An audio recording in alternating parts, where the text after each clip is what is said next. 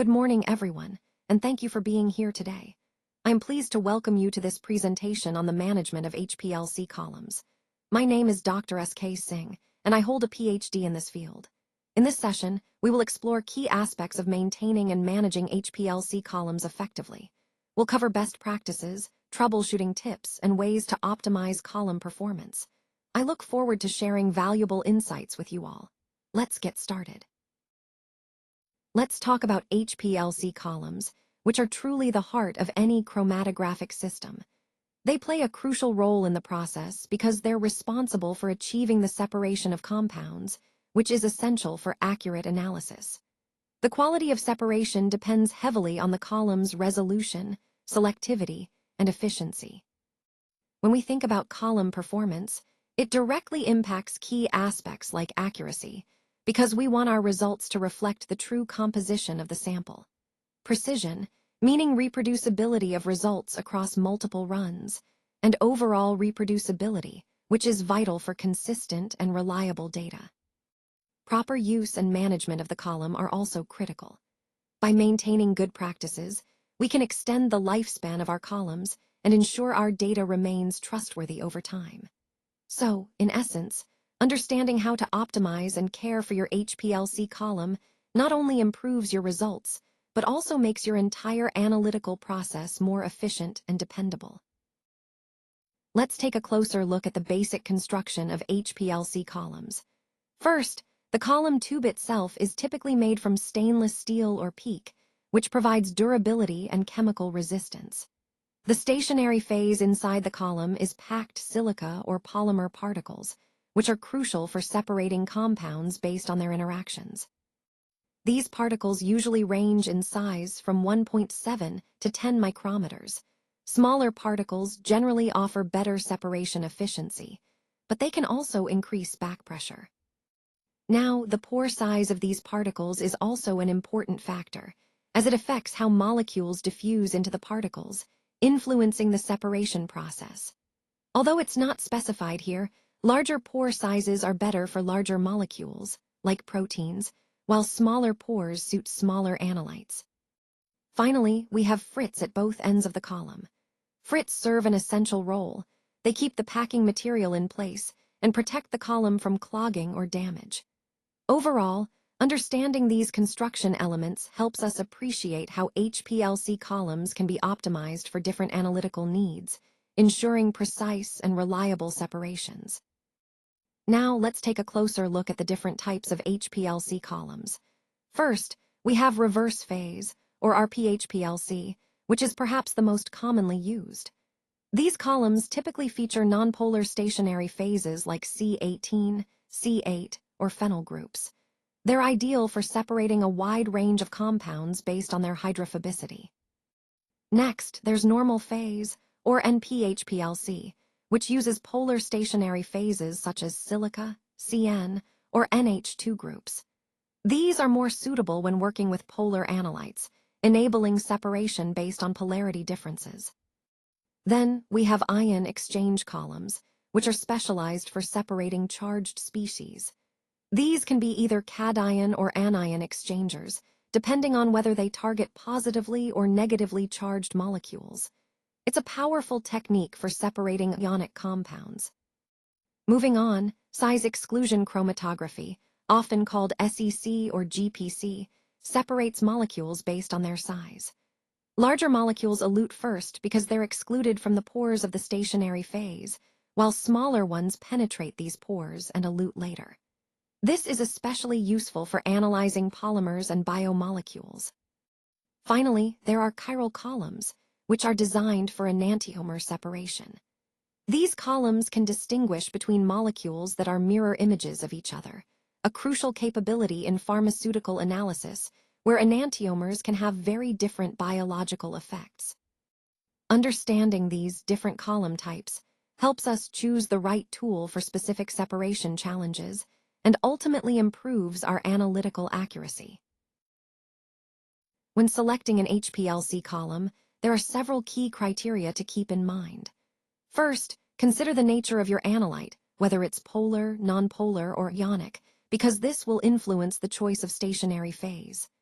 Next, Think about the molecular weight of your compound, which can affect how it interacts with the column and how well it separates. The pK and solubility of your analyte are also important, as they determine how the compound behaves in different pH conditions and solvents. Another critical factor is the required resolution and runtime. If you need very precise separation in a shorter period, you'll want to choose a column that balances these needs effectively. Compatibility with your mobile phase is essential to ensure good peak shape and reproducibility. Now, moving on to column dimensions, the length of the column impacts separation efficiency.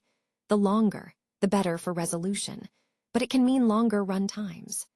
The internal diameter influences the sensitivity and the amount of sample you can load.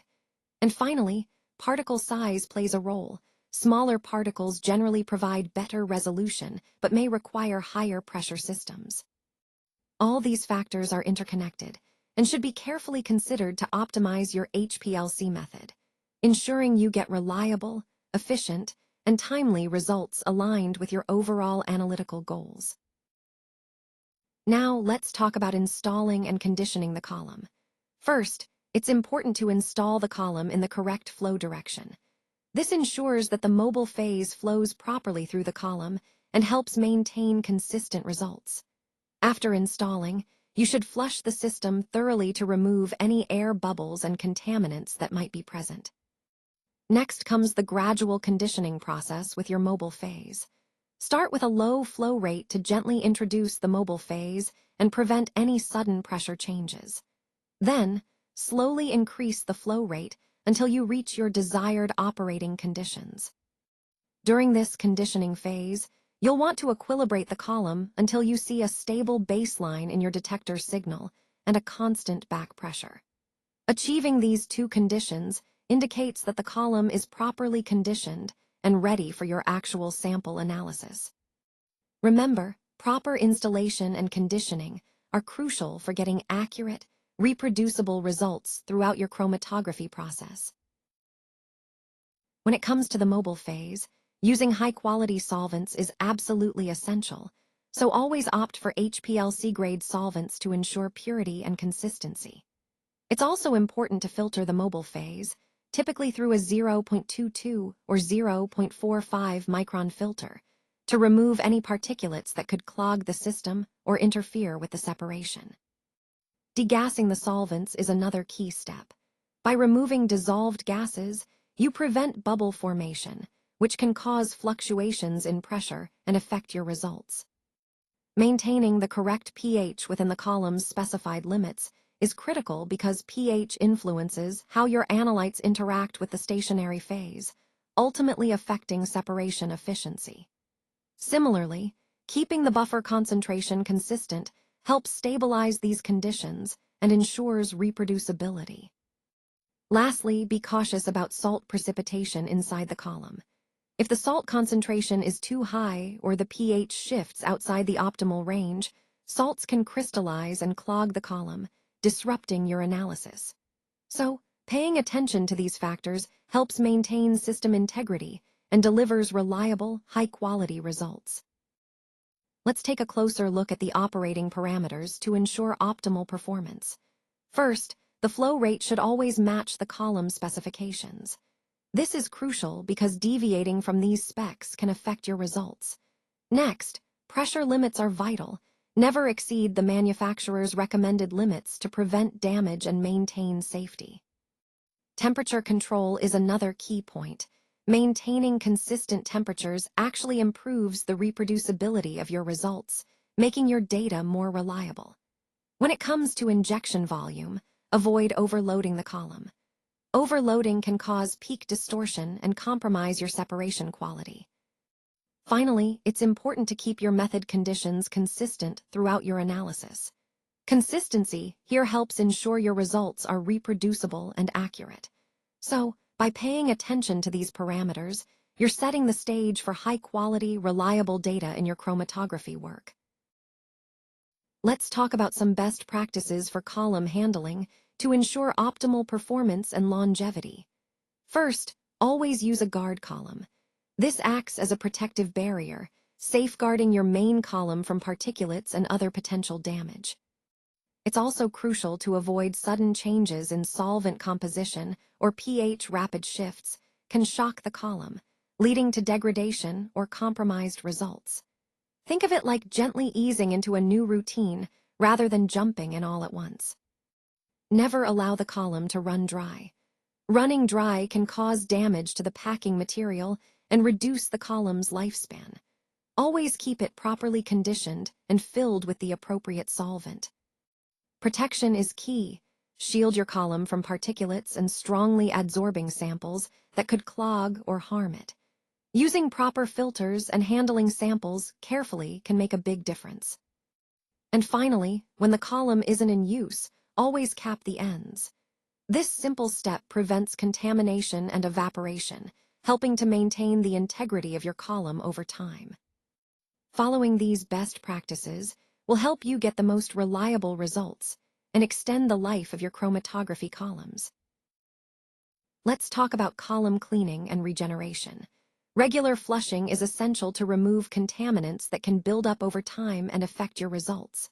A typical cleaning sequence usually involves several steps, starting with water, then moving to an organic solvent, and finally using a strong solvent.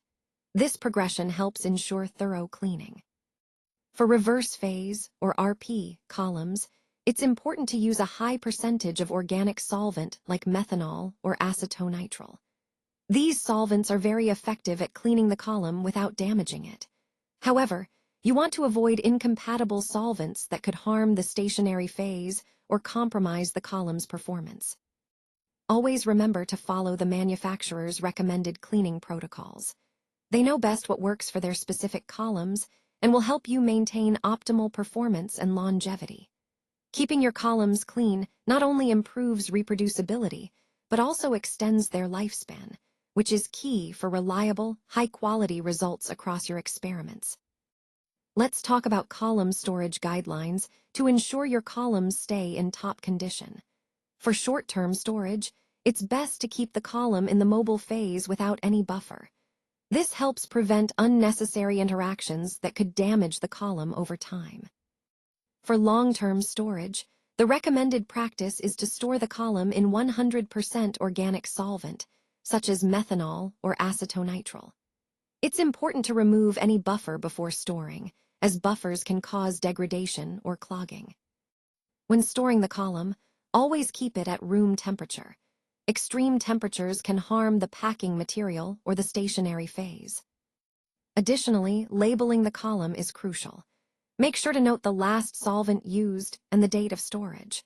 This helps you keep track of how long the column has been stored and what solvent it's been in, which is key for maintaining optimal performance when you use it again. Following these guidelines will help extend the life of your columns and ensure consistent, reliable results in your analyses. Let's talk about column performance monitoring. This is a crucial aspect of maintaining reliable and consistent chromatography results. First, we need to keep an eye on key parameters such as back pressure, retention time, peak shape, resolution, and the number of theoretical plates, or N monitoring. These helps us ensure that the column is functioning optimally.